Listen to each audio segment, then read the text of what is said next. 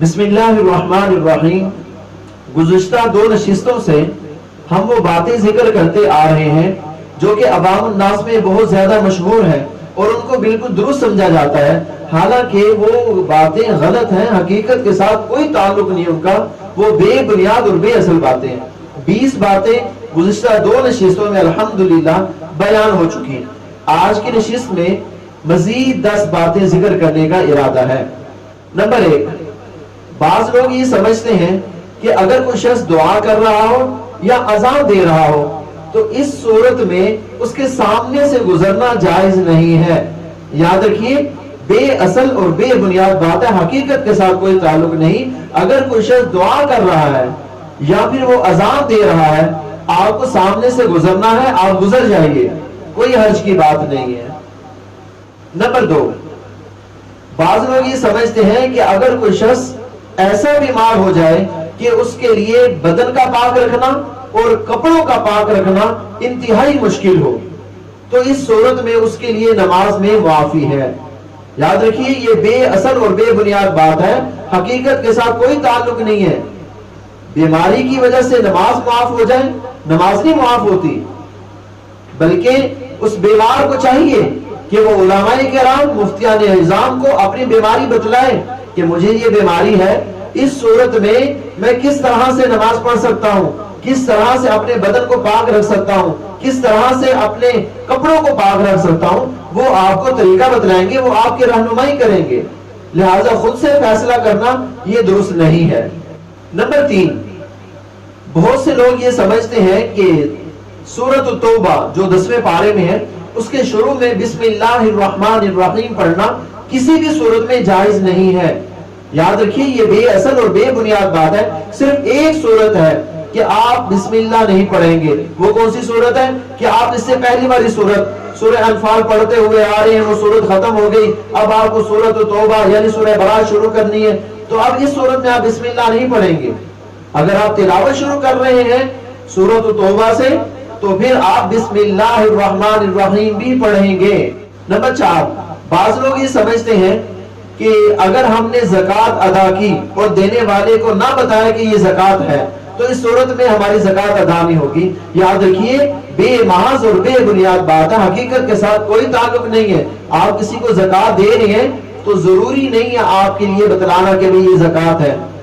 مفتیان کرام تو یہ فرماتے ہیں اگر آپ نے یہ کہا کہ یہ عیدی آپ کو دے رہے ہیں تو بھی درست ہے، آپ کی زکوٰۃ ادا ہو جائے گی، کوئی حرج کی بات نہیں ہے۔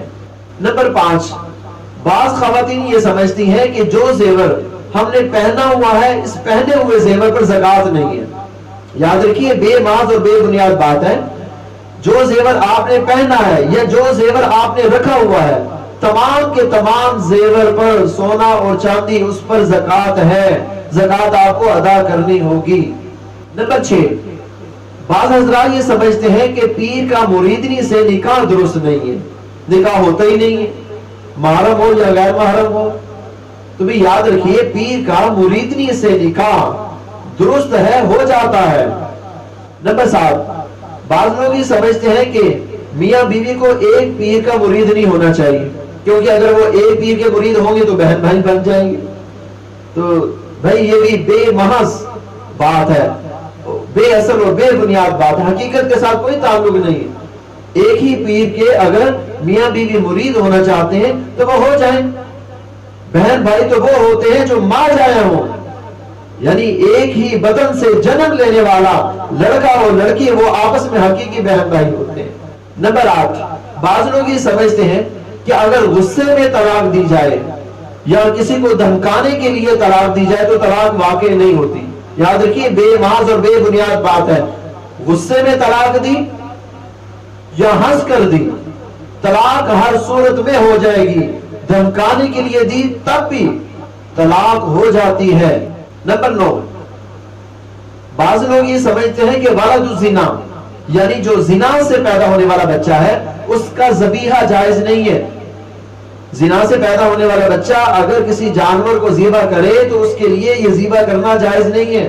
یاد رکھیے، یہ بے محض اور بے بنیاد بات ہے، حقیقت کے ساتھ اس کا کوئی تعلق نہیں ہے۔ ہاں، اگر وہ جانور کو ذبح کر رہا ہے تو اس کا ذبح کرنا بالکل درست ہے، کوئی حرج کی بات نہیں ہے۔ نمبر 10، بعض لوگ یہ سمجھتے ہیں کہ حرام مال خرید لینے سے پاک ہو جاتا ہے. یاد رکھیے بے بنیاد بے اصل بات ہے، حقیقت کے ساتھ کوئی تعلق نہیں. مثال کے طور پہ ایک شخص ہے، وہ آپ کو موبائل بیچ رہا ہے اور آپ کو پتا ہے کہ یہ چوری کا ہے. آپ کے اس موبائل کو خریدنے سے وہ موبائل پاک صاف نہیں ہونے والا، وہ موبائل چوری کا ہی ہے.